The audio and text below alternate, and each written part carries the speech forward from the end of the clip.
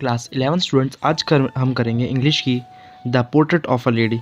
तो इस चैप्टर में बेसिकली एक दादी और पोते के बीच के रिलेशनशिप को बताया गया है। जो दादी थी उनको देखकर ऐसा लगता नहीं था कि वो कभी जवान भी हुआ करती थी, और उनके घर के वॉल पे एक दादाजी का पोर्ट्रेट लगा था जिसमें वो काफ़ी बूढ़े थे और उनकी दाढ़ी भी बहुत बड़ी बड़ी थी, उनकी चेस्ट तक आ रही थी।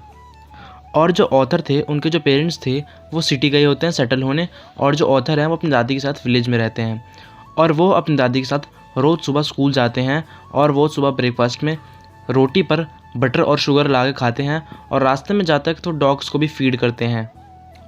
ऑथर के स्कूल के बगल में एक टेम्पल था जिसमें दादी जी जब तक ऑथर स्कूल में पढ़ते थे तब तक वो वहाँ बैठकर भगवान की बुक्स वगैरह पढ़ा करती थी।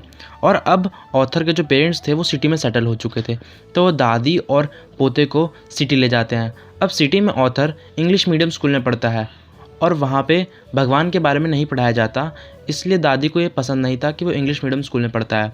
और अब दादी ऑथर को स्कूल भी नहीं छोड़ने जाती थी, वो अपने स्कूल एक मोटर बस से जाया करता था। और कुछ दिनों बाद ऑथर को एक सेपरेट रूम मिल गया था, तो ऑथर और दादी के बीच बहुत कम बातचीत हुआ करती थी। और जब दादी को यह पता लगा कि ऑथर स्कूल में म्यूज़िक सीखते हैं तो दादी बहुत ज़्यादा नाराज़ हो गई, क्योंकि दादी को ऐसा लगता था कि जो म्यूज़िक है वो बैगर सीखते हैं।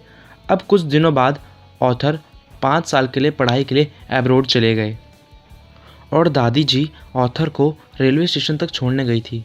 रेलवे स्टेशन पे उसने दादी जी को हग करा और दादी जी ने उसे फोरहेड पे किस करी। ऑथर को ऐसा लग रहा था जब वो एब्रोड से वापस आएंगे तो दादी जी को वो नहीं मिल पाएंगे। अब ऑथर एब्रोड चले गए और दादी जी का पूरे दिन का पास टाइम यही था। वो पूरे दिन माला जपती रहती थी और स्पिनिंग विनिंग चलाती थी, और उनका दिन का सबसे अच्छा टाइम ये होता था जब वो बर्ड्स को फीड करती थी, और बर्ड्स उनके कभी हाथ पे कभी सर पे, उनके साथ वो काफ़ी ज़्यादा इन्जॉय करती थी। जब ऑथर एब्रोड से वापस आ गया तो दादी जी उसे रेलवे स्टेशन तक लेने गई, और जब वे रेलवे स्टेशन तक आ गए तो दादी जी बहुत ज़ोर ज़ोर से ड्रम बजाकर कीर्तन करने लगी, और सब लोगों ने उन्हें मना करा कि आप ऐसा ना करें, आपकी तबीयत ख़राब हो जाएगी।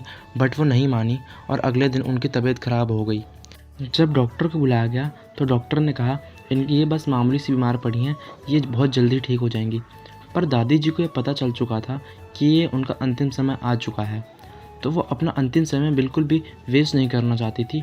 वो जल्दी से माला जपने लगी और भगवान को याद करने लगी। फिर उनकी डेथ हो गई, और दादी जी का डेथ का शोक मनाने बर्ड्स भी आई थी, और ऑथर की माँ ने बर्ड्स को ब्रेड डाली, बट वो नहीं उनने खाई। वो शोक मना रही थी दादी जी के मरने का, और अगले दिन वो ब्रेड जो पड़ी थी वो स्वीपर ने साफ़ कर दी।